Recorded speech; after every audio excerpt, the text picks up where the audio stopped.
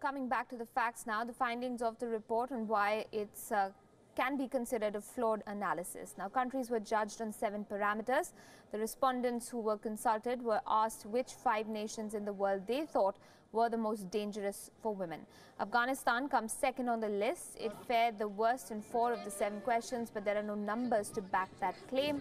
The Afghan Independent Human Rights Commission reported that only around 3,700 cases of violence against women were reported in the country last year.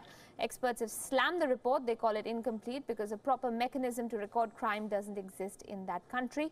The other problem is the country's attitude around issues related to sex and sexual assault. What constitutes a crime? It also overlooks the fact that large parts of the country are still in the control of the Taliban after nearly 17 years of war.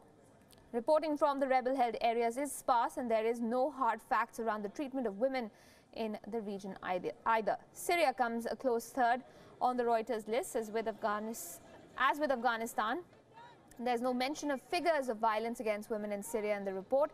Instead, it harps on the impact of the 7-year-long civil war. Like Afghanistan, large parts of Syria are or were, until recently, held by militant organizations. There is sexual violence by government and non-government forces alike, and most of it goes unreported. There is no apparatus in place to get figures from the hinterland of this country, which evidently is the only parameter that seems to be taken into account by the experts consulted.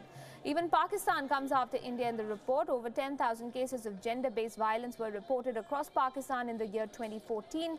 This was when Pakistan's population was 18 crores, which translates into a 0.05% crime rate. In the same year, almost 3 lakh cases of violence against women were recorded against the population of 1 billion. That translates, when it comes to percentages, to 0.03%.